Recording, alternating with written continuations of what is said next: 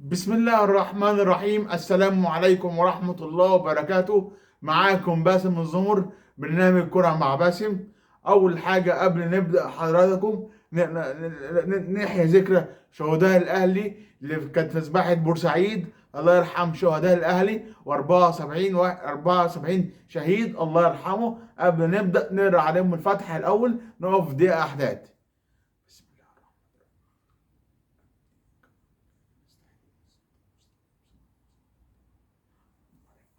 امين. صدق الله العظيم.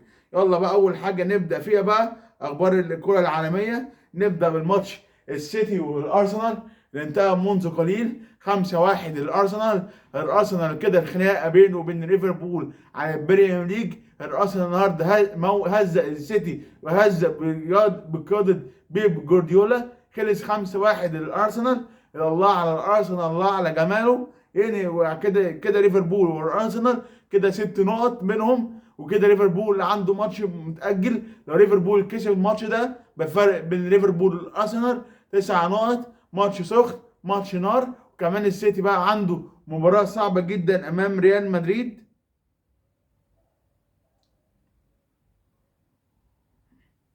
السيتي عنده ماتش صعب امام ريال مدريد يوم 11 فبراير ويوم 19 فبراير اذا احيانا ربنا ان شاء الله. ماتش صعب، ماتش مش سهل، ماتش 15-15. قمة الابطال، قمة السيتي وريال مدريد ضد جوارديولا ضد كايرو انشيلوتي. ماتش صعب، ماتش على الاعصاب، وماتش كل الجماهير مستنياه يوم 11 فبراير يوم 18 فبراير ان شاء الله تعالى. بعد كده نشوف بقى الابطال، شوف بقى الفرق كلها.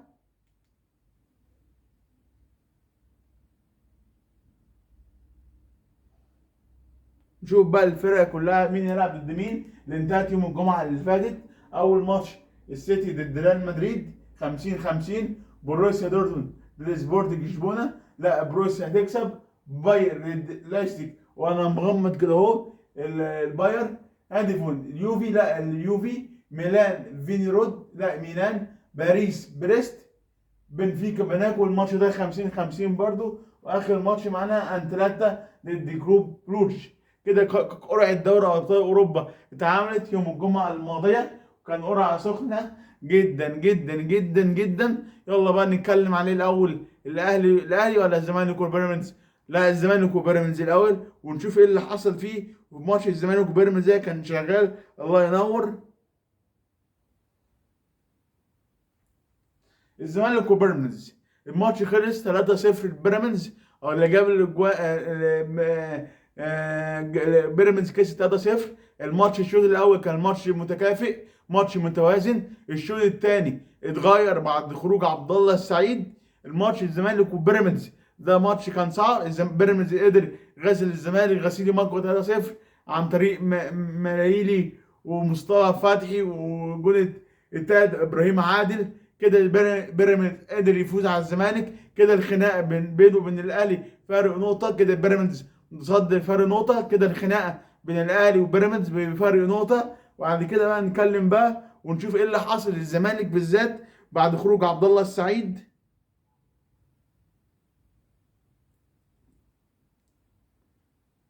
يعني عبد الله السعيد بعد ما خرج هو الاحسن واحد في الماتش للزمالك. ولا لعيب من الزمالك يستحق يروح المنتخب، ولا لعيب. مفيش غير عبد الله السعيد. بس ده كبر. عبد الله السعيد هو الوحيد احسن لعيب في الزمالك.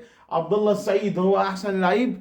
عبد الله السعيد هو خلاص كده. عبد الله السعيد هو بعد ما تعور الزمالك اتحول مصيره 360 درجه. عبد الله السعيد احسن من الزمالك 1000 مره. يلا بقى نتكلم بقى عن زيزو ونشوف ايه اللي حصل لزيزو خلال الفترة اللي جاية.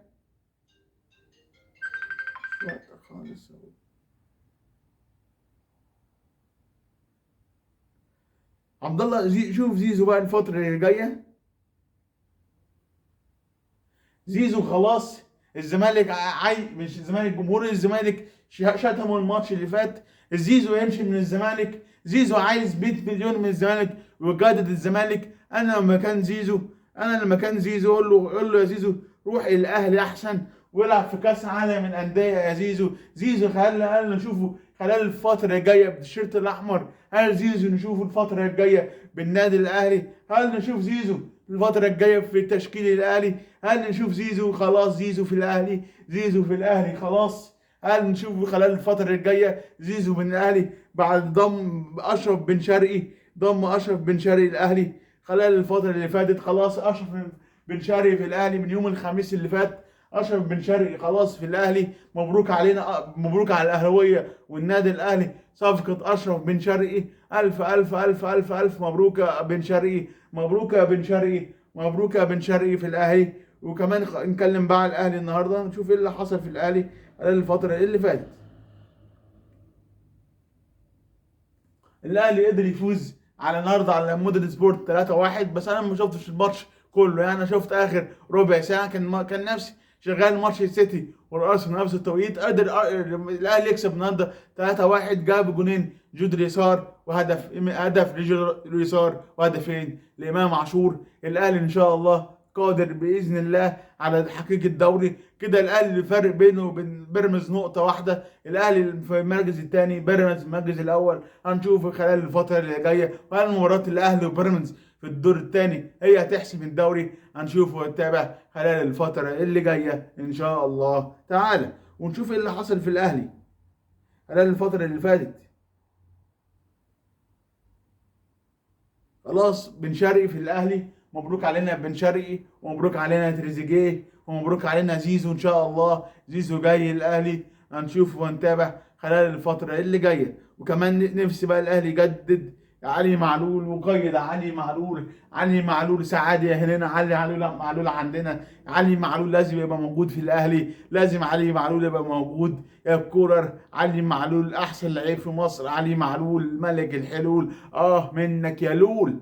لول لول لول. علي معلول لازم يبقى في الاهلي ان شاء الله تعالى. وكمان علي معلول واحد مننا ان شاء الله تعالى. علي معلول معلول ملك الحلول، منك يا لول. لازم يبقى في الاهلي يا كرة. علي معلول احسن باك ليفت في جه تاريخ النادي الاهلي، واحسن باك ليفت جه مع المنتخب التونسي. مره في استوديو التحليلي مش فاكر تونس بتلعب ضد مين، ابو تريكه قال له انت يا كابتن حاتم ما تعرفش تستخدم علي معلول، احنا بنعرف نستخدمه. علي معلول لازم بيكون في الاهلي ان شاء الله تعالى. يلا بقى نشوف بقى التشكيل الاهلي المتوقع في كاس العالم للانديه. هنقول من دلوقتي فاضل 4 شهور، بس لازم نقول التشكيل المتوقع للنادي الاهلي ان شاء الله تعالى. الله، نقرب الكاميرا بقى عشان اوري الناس التشكيل الاهلي. هو المفروض يبقى موجود مع النادي الاهلي خلال الفتره اللي جايه وخلال الساعات اللي جايه. تشكيل بسم الله الرحمن الرحيم، بسم الله الرحمن الرحيم.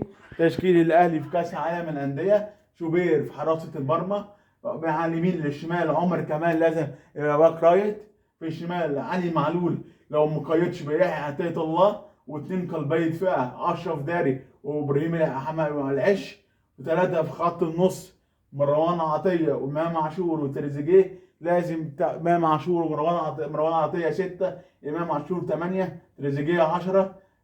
وينج رايت زيزو، بين قوسين الشحات. على الشمال بن شرقي، في الهجوم سترايكر ابو علي او جراد اليسار.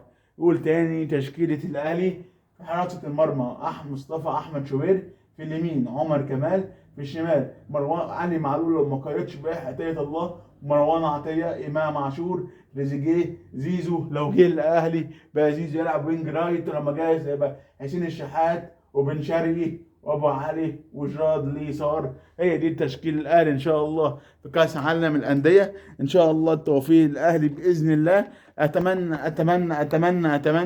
ناخد،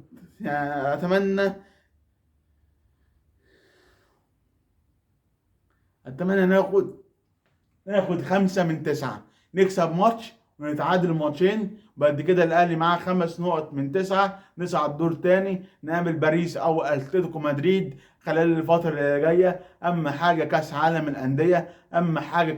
الاندية، الدوري عندنا منه 44، وكاس العالم عن دوري ابطال افريقيا عندنا 12 دوري ابطال افريقيا. وان شاء الله الاهلي هياخد ال 13 والقرعه باذن الله يوم 13 فبراير. خلال الفتره اللي جايه وخلال الساعات اللي جايه هنشوف باذن الله كل التوفيق للنادي الاهلي ونادي الزمالك والمنتخب المصري، وان شاء الله باذن الله الاهلي اهم حاجه عنده كاس عالم الانديه.